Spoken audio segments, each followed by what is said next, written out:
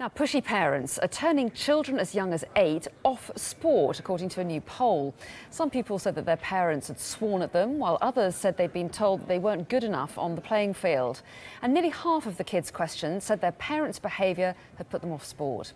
Well, I'm joined now by Sonia Poulton, who's a social affairs commentator. She's also a mother. Welcome to you. Thank you. Does it surprise you? I mean, nearly half of 18 to 16-year-olds who were questioned said that the bad behaviour of parents made them feel like they didn't want to carry on doing any sport. Does that come as a surprise? No, sadly it doesn't. I've witnessed it, unfortunately, and I think most parents have as well. Now, as parents, we obviously want the best for our children, obviously, but there's a fine line between wanting the best and healthy encouragement and actual abuse of children.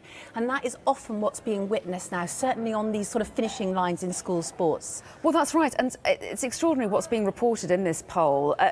The children were said that they were told by their parents they were too heavy, they were too lazy to run, that during a game, a match of some kind, they've been told they'd made a pathetic mistake by mothers and fathers. Yes. I mean, what sort of effect do you think that has on the children? Well, it's very detrimental. There are a number of studies that have been done into this, you know, very serious empirical studies into the effects on this level of abuse, and it is abuse, clearly it is, because children need to be able to grow without sort of criticism and admonishment for what they're attempting to do, and the impact is that it affects their self-esteem unquestionably.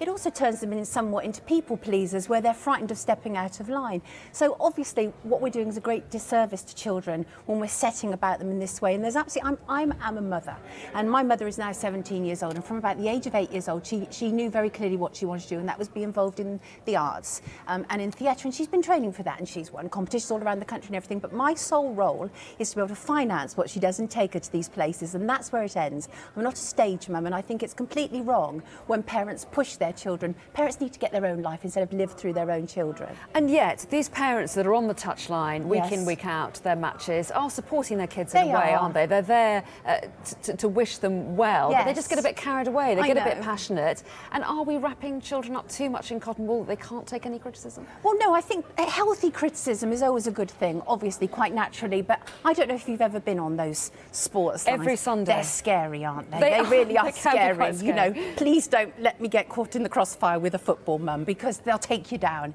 And football dads. I know, football dads too, exactly. But imagine being a child, and children want always approval from their parents. So, as I say, as a parent, I absolutely understand the need to encourage your children, but we have to back off. We have to know the difference between encouragement and abuse. And I guess as well, if the children are witnessing abuse by parents of some of the officials in a match, I mean, my experience is football, both my children play football.